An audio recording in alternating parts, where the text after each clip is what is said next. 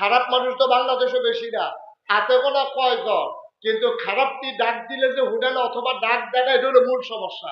দেখছেন না, গোটা পৃথিবীর মানব সভ্যতার ইতিহাসে এই ঘটনা নাই যেটা বাংলাদেশে 24 সালের 5ই আগস্ট ঘটেছে। পৃথিবীর ইতিহাসে এই ঘটনা নাই। সরকার তো বদল হবে, আন্দোলনের মুখে হোক, সরকার মারা যাওয়ার কারণে হোক, ভোটের কারণে হোক, সরকার বদল হবে, এটাই স্বাভাবিক। কিন্তু সরকার বদলের সাথে সাথে 330 জন মেম্বার অফ পার্লামেন্ট, আমলা কামলা বদুল্লা, র্যাব গোয়েন্দা, ঊর্ধ্বতন কর্মকর্তা উপদেষ্টা সব একলগে দেশ ছেড়ে পালাই গেছে। বাংলাদেশ ছাড়ার কোথাও হয় নাই, ঠিক কিনা বলে?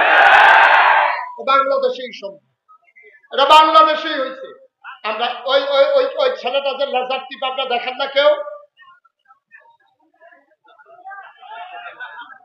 সবাই কোন হবে মনে করছে আমি লেজার টিপ দিলে নাইমালা, লেজার টিপ দিলে যে আমার ওয়াজ আরো জমে, এটা বুঝছে না।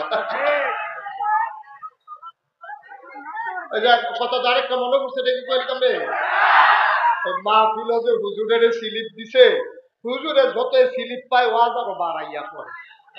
17টা দিছে, কয়টা? 17টা স্লিপ দিছে হুজুরে, ওয়াজ শুনে লাইতেছে নামনের পরে হুজুর 17টা স্লিপ দিলাম আপনারে, আপনি কিন্তু ফইরেও চাইলেন না। আপনি এই যে শুরু করছেন চোখ বন্ধ করিয়া, থামাথামির নাম গন্ধ নাই, পিছিয়ে 15 জন হুজুর জন্য গেছে, আপনি কি শুরু করছেন? হুজুরকে আরে তোমরা যে স্লিপ দিছ, আমি মনে করছি ওয়াজ বালা হইতে আছে বাড়াইয়া করণের লেগে। আমি যে আল্লাহ কি নাম তো তারপরে হচ্ছে লাগতারি না, আমরা যে তোর যে এই কারবার এটা তো আমি বুঝছি না। আমি তো মনে করছি ওয়াজ ভালো হইতে আছে যে হুজুর আপনি চালাই জানেন লেগে স্লিপ ধরিও না, দশটা চালাই দিতে আছে। একটু ধৈর্য ধরে বসেন, জরুরি কথা, দিক নির্দেশনা নিয়ে বাড়িতে যাওয়া লাগবে। আজকে বাংলাদেশ একটা ক্রাইসিস পিরিয়ড ওভারকাম করছে। বাংলাদেশ আজকে একটা ক্রাইসিস পিরিয়ড ওভারকাম করছে। ঘরের শত্রু, বাইরের শত্রু, এর ভিতর দিয়ে কেমনে যে আমরা বাচ্চা খাও, এটা নিয়ে মারাত্মক কথা। আরেকটা মনে করে গেছি কি কই এটা, এই আরেকটা কথা হইলো ওই এটা বোধহয় জসিম ভাইরে দেখে বোঝা যে কথা বেশি বেশি মনে পড়তে আছে। একটা রিক্সা চালায় সে জীবনে তোর গৃহস্থী করছে না, তার বউয়ে অন্য তারা যে খ্যার হুগায়, তারপরে গিয়া যে দাম এই আল্লাহ চালু করে, তার বউয়ের খুব আনন্দ লাগে।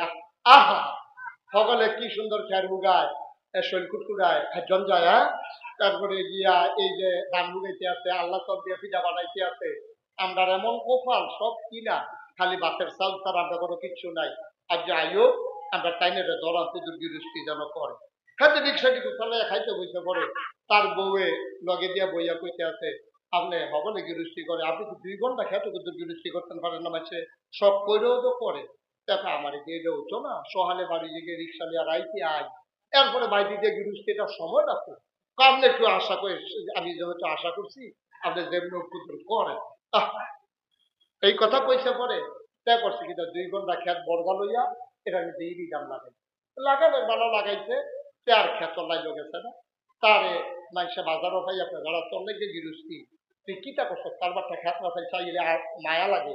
এটা দিয়ে ঘাসে আর গাছ তো সমানে রয়েছে, কোনটা ধান গাছ কোনটা ঘাস বোঝা যায় না, ঘাসটি আর ধান গাছ কিনে যাচ্ছে আছে, যা একটা কারবার যাইতে আছে, তা কারে না করছিলাম রে, ঘরে দিয়ে বুঝাইতাম পারছি না, কখনো এই দিয়ে হইব। বাদ দিয়া খাইতে বসে পরে তোমার কইতাম না যে আমার যে গৃহস্থী হইতো না, তখন বলে আমরা খেত ধান গাছের থেকে ঘাস বড় হইয়া গেছে, কিতা করো রহ, এটা বুদ্ধি করে রাখি, টেনশন করেন না। কই উত্তর বাড়ির সাসারে কইয়েন কালকা সহালে আমি পিঠা বানাই, দুটা পিঠা খাইতো, এবার আর আমার মুখ লাগে আনতে সময় খেতের কান্দা দিয়ে গুড়ান দিয়ে আনতাম। এখন এই বেরিয়ে বুদ্ধি হইলে ওই গাছ কিনতে মুখ লাগাই যখন গেলে আর নিরাম লাগতো না, খারাপ কি গেল, এখন হাতে গিয়া সেটা সহালে গেছে চাই হয়তো আমরা ভাই আপনারা বউয়ে পিঠা বানাইছে, কইছে 2টা পিঠা খাইছে, তারে আগে বুঝি না। আচ্ছা চল এখন রোয়ানা দিয়ে করছি পিঠা এই রাস্তা দিয়া নাই খেত ফলাইছে না নাই না, তার যে ক্ষেত্রে চারিদিন খালি ঘুরে, তা হেবারে বেশি তারা এখন গুরুজ কেড়ে কয় চাষা ক্ষেত্রা আমি করছিলাম, তুই করছ কহ লেগে তো ঘুরতে আস, আমি তো চাষা আসান না, খেয়াল করে আসান না, এই ধান গাছটি রে কেমনে ঘাসে একটা গাছ লাগাই রাখছে, তারপরে তো করবো মুখ লাগাইবো তো গাছটি ঝুলে দেবো গা। এই আশায় তেল যখন করতে চান না যে ধান গাছটির উপরে দেখেন ঘাসটি বাইয়া দিচ্ছে, এবার আইস দিয়া সেটা তো আমিও তো চিন্তা করতেছি এত ঘাসের ভিতরে ধান গাছটি রয়েছে কেন্দ্র।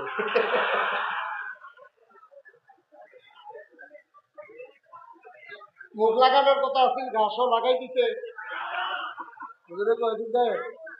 লাগাই দিতে কখনো ধান গাছ কারবার হয়েছে এই দেয়া নাউজুবিল্লাহ কথা না, জোরে বেতন না নাউজুবিল্লাহ। আল্লাহ যেন মাফ করে সবাই কোন আগে। তাইলে 1 নম্বরে আমরা নামাজ কায়েম করলে কি হইব? এই নামাজ কায়েম করলে নামাজ খারাপ কাজ বন্ধ কাজ থেকে ফিরাই না। কারণ নামাজ কায়েম কারে কয়? ফরজের জায়গায় ফরজ, এটির কয় আহকাম আরকান। এটি আছে 13টা ফরজ, বাইরে 7টা ভিতরে 6টা, মিলে কত হইছ? এই 13টা ফরজ। এই 13টা ফরজ যদি একটা ছুটতে যায় নামাজ হইব নেই।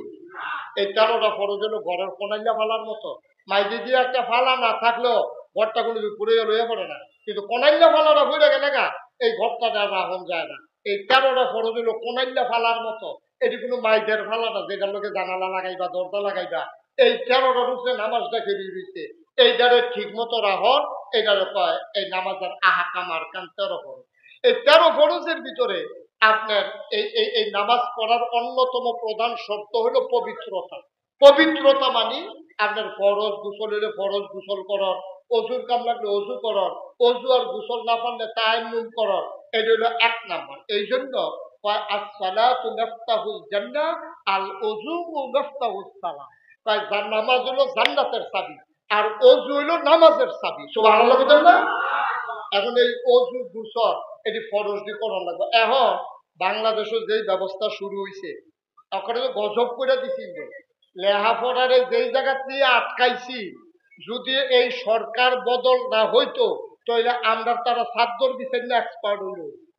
কারণ লেহাপড়ার নামে মাইয়া পান্ডা সাদ্দর বিচার নিয়া, তারপরে আলুর ভর্তা কেমনে বানান লাগে এই বেশি হয়, আলু এরকম চারিকোনা করে আলু কাটিতে হয়, তারপরে এই আলু ডেক্সির ভিতরে সিদ্ধ করিতে হয়, তারপরে চুলিতে হয়, তারপরে মথিতে হয়। আলু কেন্দ্র ভর্তা বানাইব, আচ্ছা এই অসিদ্ধ কারবার আসেনি অসিদ্ধ মনে হলো না আমরা আগে আস্তে আলু খাইছি, তারা ইয়া ভর্তা বানান দিয়েছে, এই একটা ভাব। কার কইতা বে দুঃখের কথা গজব করে দিচ্ছে।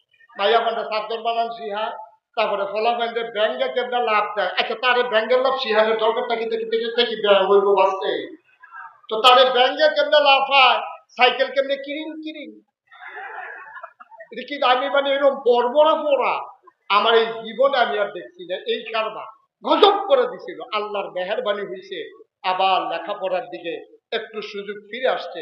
গজব তো হয়ে গেছিল, জাতি ধ্বংস হয়ে গেছিল, ফলাফাইন পড়ার টেবিল উঠে গেছে গা, মা বাপে অতিষ্ঠ হয়ে গেছে গা, মা বাবা আশা টাকা দিতে তখন বই না কিনা দিয়া তাদের ডেলি দুধ আর ডিম খাওয়ায়। দেখো আম্মা তুমি যে আমার বই কিনা যাও না, দুধ ডিম খাও যেতা, এই বই দিয়া কোনো তোর পড়া হইতো না, দুধ ডিম খাওয়াইয়া শরীরটা বানাইতাম, পারলে বিদেশ পাঠাই দেয়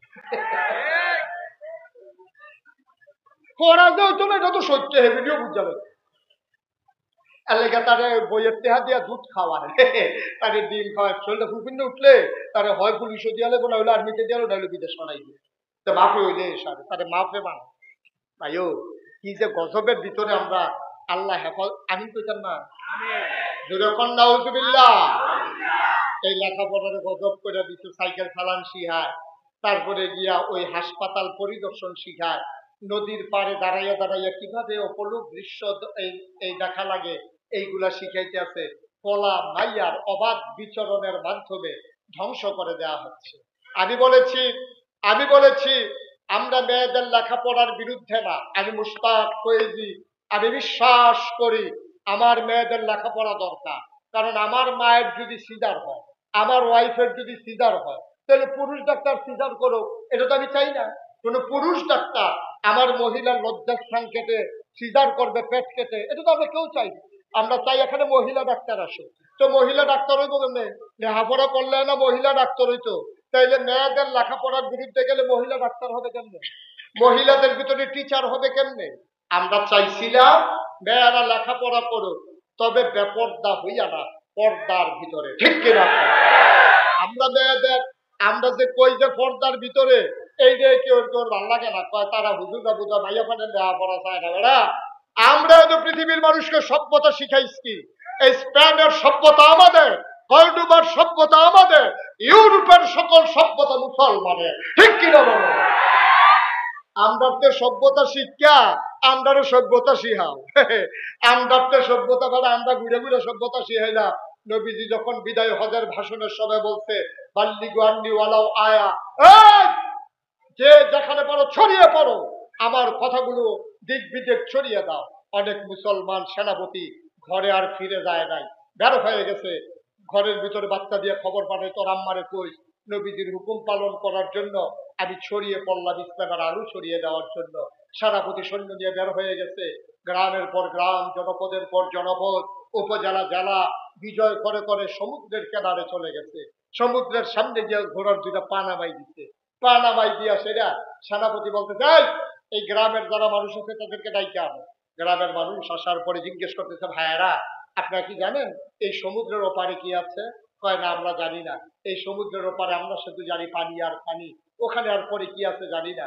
সাহাবা আকাশের দিকে হাত বাড়িয়ে চোখের পানি ছেড়ে দিয়ে কয় আল্লাহ ও মাওলা ও রব্বে কারীম, ওরা যদি বলতো সমুদ্রের ওই পারে আরেকটা জনপদ আছে, আরেকটা গ্রাম আছে, ওখানে একদল মানুষ আছে, খোদার কসম আমি আমার এই উটটাকে এই ঘোড়াটাকে সমুদ্রের ভিতরে সাঁতরে নামিয়ে দিতাম, সাঁতরে সাঁতরে ওপারে দিয়ে আমি দিনের আলো পৌঁছে দিতাম। সুবহানাল্লাহ বললেন। মুসলমান শিখাইলো সব, ভদ্রতা শিখাইলো মুসলমান, সভ্যতা শিখাইলো মুসলমান, নারীদেরকে মর্যাদা দিল মুসলমান। ১৫০০ বছর আগে কাফের জামানায় নারীদের কোনো মর্যাদা ছিল? মন চাইলে বিয়ে করছে, মন চাইছে তালাক দিতে, মন চাইছে ব্যবহার করছে। পুরুষ শাসিত সমাজে নারীদের কোনো মর্যাদা ছিল না। নবী এসে বললেন আমার কাছে তিনটা জিনিস সবচেয়ে প্রিয়। ১ নম্বরে নামাজ, ২ নম্বরে সুগন্ধ, ৩ নম্বরে নারী জাতি। এই তিনটা জিনিস আমার কাছে প্রিয়। নারী জাতি বলতে কাফের বেদিনের এখন চিত্রিত করতে চায় নবী বুঝায় কামুক পুরুষ। নাউজুবিল্লাহ বলবেন না? নবী বুঝায় নারীর প্রতি দুর্বল, এই জন্য কইতেছে নারী তার প্রিয়। নবী আরে ব্যাককলের দল, আমি নারী বলতে স্ত্রী বুঝাই নাই, নারী বলতে বুঝাইছি মা, নারী বুঝাইতে বলছি মেয়ে, ঠিক কিরকম? এই ইসলাম দিল নারীর মর্যাদা, ইসলাম দিল মর্যাদা। এই জন্য আমাদের জাতীয় কবি নজরুল বলেন বিশ্ব চরাচরে যা কিছু চির কল্যাণকর অর্ধেক তার করিয়াছে নারী, অর্ধেক তার নয়। এই পৃথিবীতে যত সভ্যতা দেখো, যত ভদ্রতা দেখো, একা একা পুরুষ করে নাই, পুরুষ করেছে, নারীও করেছে। পুরুষ জমিনে কাজ করেছে, নারী ঘরের ভিতরে ধান দিয়েছে। পুরুষ ওই হাসপাতালে এই যুদ্ধ করেছে, নারী তার সেবা করেছে তাঁবুর ভিতরে। এটাই হচ্ছে ইসলামের ইতিহাস। এই নারীদেরকে ইসলাম দিল মর্যাদা। তবে আল্লাহ তাবারক ওয়া তাআলা নারী জাতির জন্য আলাদা একটা জায়গা করে দিলেন। তোমাদের চামড়া পাতলা, অতি সূর্যের অতি বেগুনি রশ্মি আমার মায়েরা সহ্য করতে পারে না।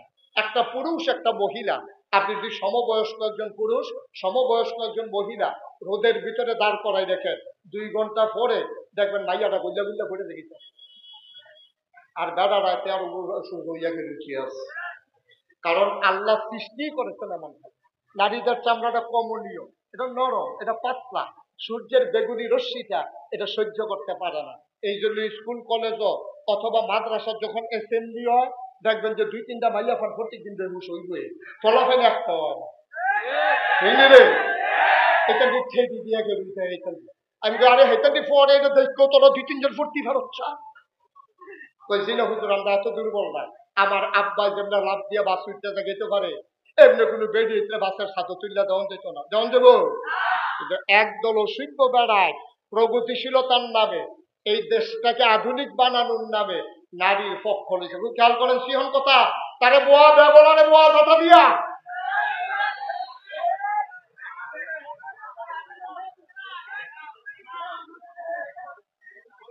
এই ওয়াজের ভিত্তিতে উঠতে গেলে কোন ওয়াজ শুনবতে আমিন ক জুড়ে আর জুড়ে শৈলা লাড়া দিয়া গলাটা জানা দিয়ে জুড়ে আমরা সকলে মিললে একটা আমিন। এতক্ষণ একটু দূর আওয়াজ